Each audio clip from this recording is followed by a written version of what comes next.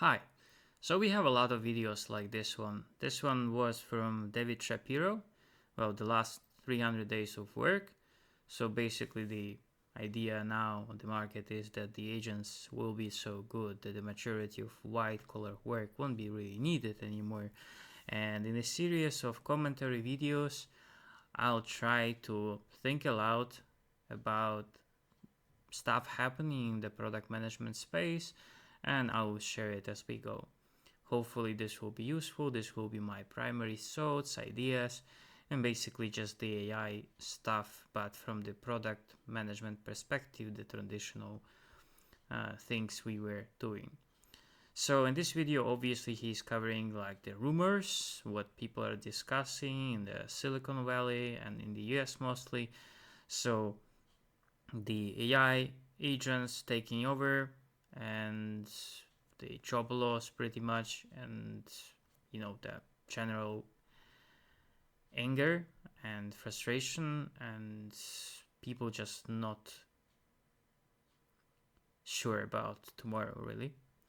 So a couple of things that he mentioned, obviously one of them is some people are just commenting on the LLM saturation, so that the LLMs are not really good. For example, the head of AI at Meta before, Yin LeCun, I think that was his surname. I always have troubles with pronunciation, but he basically said some time ago that the LLMs are just at the peak and the current architecture is just, that's what they can do. So we won't really see any big advancements and revolutions in the LLM space anymore. We'll see, but in any case, the models are as good as they can be, or at least like in the upcoming couple of years we'll see the maximum of it, and it will be about the utilization and what can be achieved with the models that we have, the architectures that we have, and we in the product community obviously will have to utilize them, looking at the cost and the feasibility obviously, and the vendors that ship those models. And one of the primary things that I see at work, like as a freelancer and a full-time employee as well, that we are getting a lot of internal products. A lot of internal products are being built or vibe coded. We need the infrastructure for them. These apps are not ideal, obviously, but they get the job done.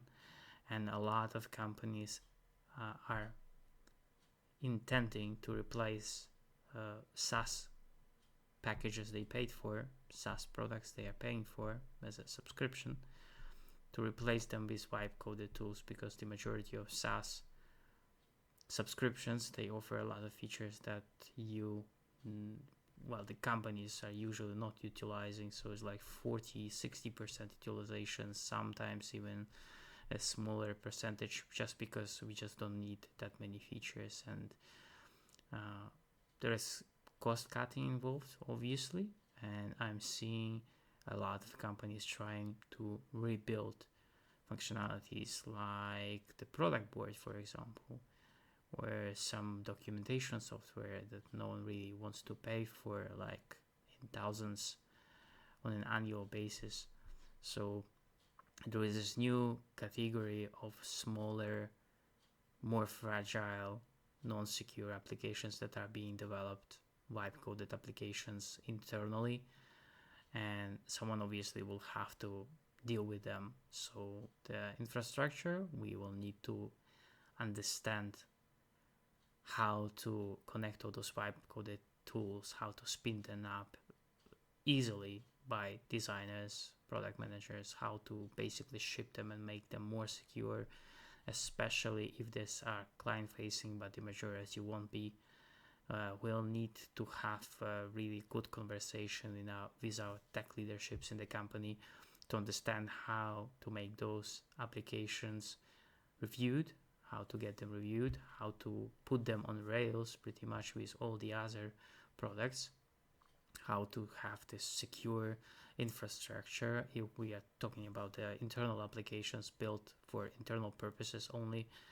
And we are seeing the emergence of this layer of connectors to the existing software at this point of time. So for you to utilize Cloud Desktop, for example, to chat with Notion, the G Drive, Asana, for example, a lot of tools like that.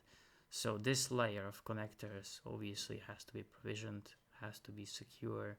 Someone has to review it. Someone has to enable them on the company level. And this work still has to be done. So the white collars, meaning us, we will have those additional layers of products that we'll have to take care of. So that's a given.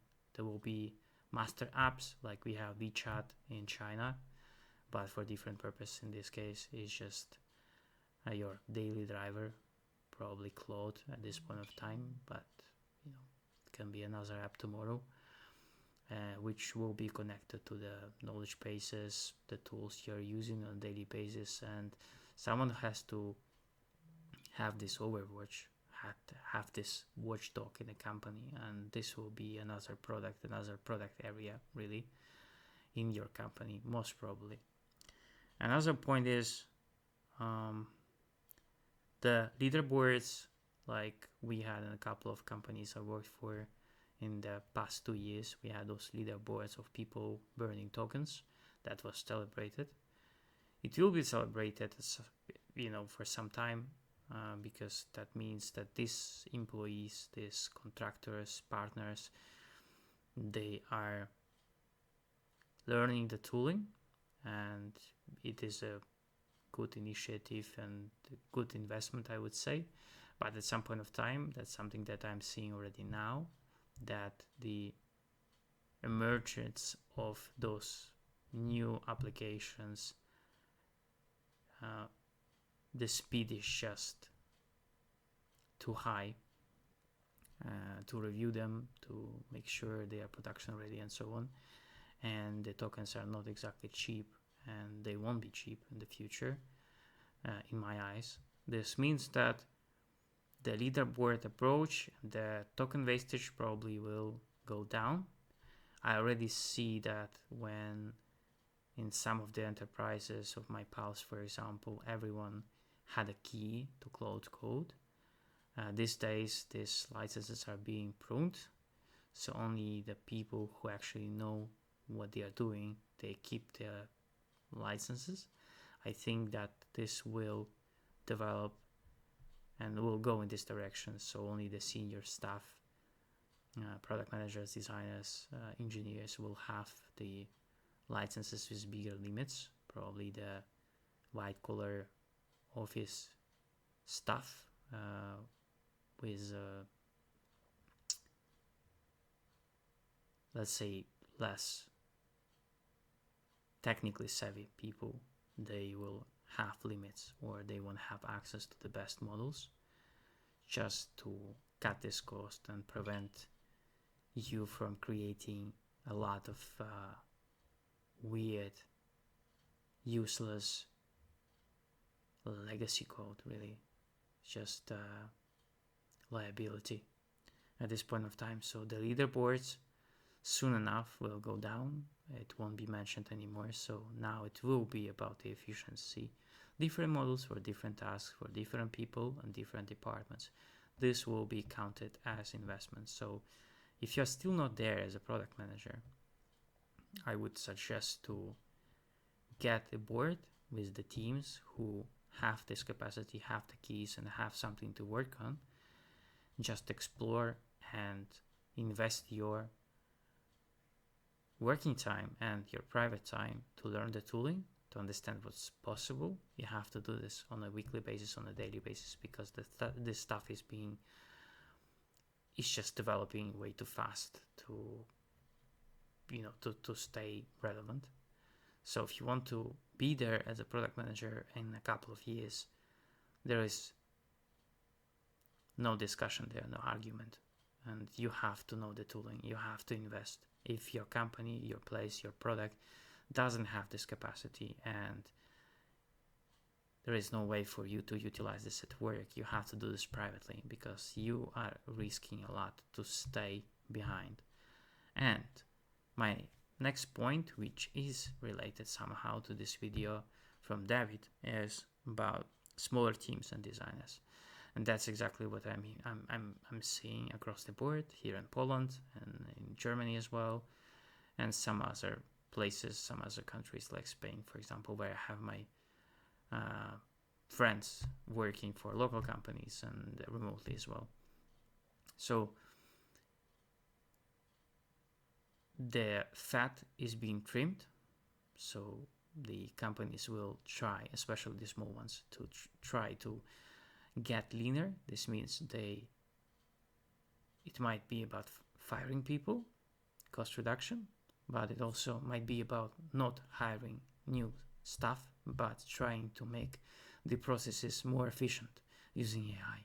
So there will be the conversation like it was in, I think it was Tobias Lutke on the Shopify site, who said that first the employees have to prove that the new task at hand can't be solved with AI first before they request a new hire. And this will be something that we'll have to deal with. So this means a smaller number of seats for PMs on the market and much bigger competition. So it will be even harder to get a job as a product manager. You have to know your stuff, you have to know the economics, you have to understand the business behind it, you have to be somewhat well versed in marketing and in design as well. And obviously you have to understand something about the technical side of the products, like basic architecture knowledge, just technologies, stuff that's being used, the do's and don'ts and so on. So another point is obviously there is no such thing as a non-technical product manager. It just doesn't exist really. I had this argument a couple of years back in Berlin. We had this product camp conference for a day, and I've heard people defending the position of non-technical product managers. I mean, this concept just doesn't exist really. And people without this side on their resume, on their CV, they won't be able to keep up with the organizations. So if that's you, I would invest a lot of time now in your own education, and I would spend time for tools, your own money, because that's an investment, because that's the only way for you to stay relevant for the upcoming years. And I don't think there is a discussion there really, but let's just see this through and let's meet in a couple of years. And obviously it is about the products again, but this time it is about the legacy databases that were created explicitly for services, deterministic services that were basically sharing the data with other applications, with other functionalities and components inside your code base really. But these days, it is not only about the APIs that are available to your clients. This will be also probably about the separate layer of APIs that will be available to agents with clear names, clear descriptions, limitations, for example, the read-onlys and the edits only in selected cases and so on. So the databases most probably will have more data inside of them, and the APIs will be specifically designed for the agent interactions and so on. So this will be another set of products, another version, another spin-off, let's say, of the API product of yours. So someone will have to take care of this, and obviously the PM is just, in this instance, is changing. So there will be a lot of technical work to discuss with tech leads. Obviously you're not expected to understand all of it, but you will have to get a grip of everything you're offering as a service, and you will just account for a new type of client, which is an agent or the agentic workflow that will connect to your APIs, consume your data and so on, in what way and so on. So you'll have to invest your time into this as well. And most probably this transition with this rewrite will be much easier for smaller companies, and this will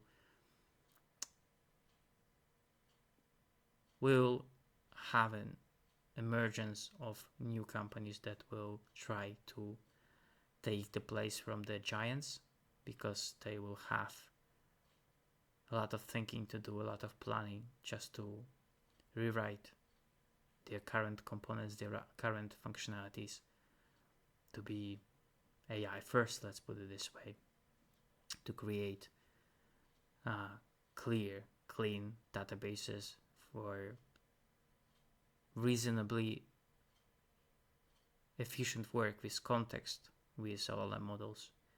And bigger companies, because of the staleness and obsolete practices and pretty much bad management, I would say, and sheer size, they won't be able to tackle this issue for years, which obviously opens up a place on the market for companies that will take their shot and will try to gain some market share by offering products that are AI first.